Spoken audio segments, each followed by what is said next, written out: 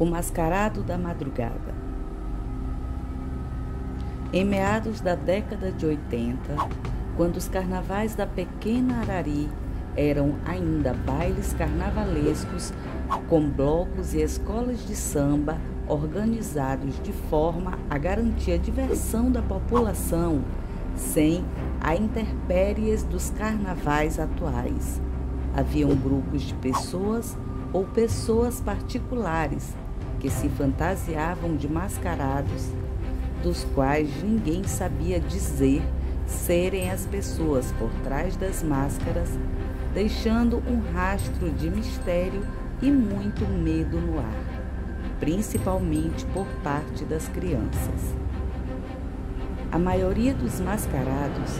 só saía à noite, o que despertava certo medo em algumas jovens em saírem para os bailes noturnos desacompanhadas,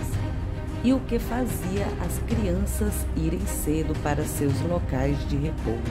Certa noite, quando alguns jovens foliões encerravam seus divertimentos na alta madrugada, a maioria já embriagados,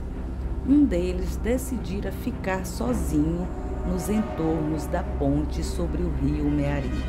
após o tradicional baile do Arari Clube. O jovem queria fumar um pouco, pois em casa os pais não sabiam que ele havia adquirido o vício, e o mesmo morava no município vizinho de Vitória do Meari, e estava passando aquela noite de carnaval em Arari. Ele descera até o porto ao lado direito da ponte, bem quase na beirinha do rio, e se preparava para abrir uma carteira de cigarros da marca Hollywood, quando teve sua atenção voltada para cima da ponte, onde uma estranha luz de uma lanterna iluminava um veículo escuro, parado bem no centro da ponte,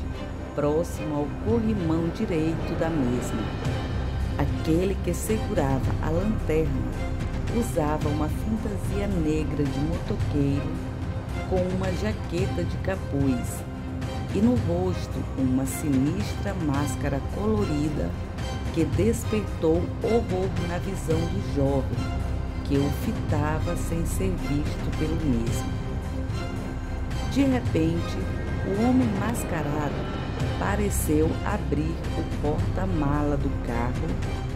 e de lá retirar algo grande e a princípio muito pesado, pois teve que colocar nos ombros para se equilibrar. Aquele enorme embrulho foi colocado sobre o chão e enrolado ainda mais por uma espécie de cabo de aço pesado a uma enorme bigorna, que fora primeiro colocada bem à beira do corrimão pelo lado de fora, enquanto o mascarado erguia aquilo que agora, na visão do jovem, parecia ser um corpo humano, que ao final foi lançado nas profundezas do rio, sendo arrastado para os fundos pelo peso do cabo de aço mais o peso daquela bigorna. O jovem então desesperou-se e desatou numa carreira descontrolada, margem acima,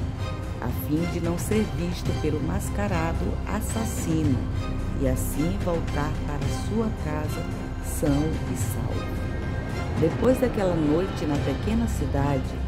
familiares de um homem que saíra durante a noite do dia de carnaval relataram que este não retornara para casa, o que foi explicado e entendido pelo mesmo que o homem teria ido embora com um grupo de trabalhadores que embarcaria para o sul do país logo naquela madrugada, e por lá decidira ficar sem dar satisfações, mesmo deixando duas filhas pequenas para trás. Após anos do desaparecimento do homem e sem nenhuma notícia certa do mesmo, o jovem, que agora era um homem de meia idade, não conseguia chegar à conclusão de que aquele mascarado era o homem desaparecido que cometera um crime e depois fugira, ou se era o corpo que fora jogado nos fundos do rio Mearim naquela noite de carnaval. O assunto ficou oculto com o mesmo durante anos, até que este teve coragem de relatá-los aos seus familiares em uma reunião de família num período carnavalesco. Agora havia um segredo a ser desvendado, pois o assassino mascarado da madrugada ainda podia estar vivendo em Arari ou ali mesmo na cidade da testemunha ocular. E isso era um caso de investigação criminal que mal sabia ele trespassaria pelo sobrenatural anos mais tarde. Arari, noite de carnaval de 2015. Enquanto um jovem de 16 anos revira o quarto de seus pais em busca de uma fantasia antiga para um baile retrô da sua escola, ele encontra escondida aos fundos de um velho baú uma máscara de plástico colorida em cima de uma velha roupa de motoqueiro dos anos 80. Assim que o garoto colocou a máscara em seu rosto e se virou para olhar o espelho, o mesmo foi surpreendido por seu pai a lhe encarar seriamente bem à entrada do quarto, seguido de um gesto de silêncio com as mãos aos lábios para o seu filho, entrando logo em seguida no quarto e fechando a porta atrás de si.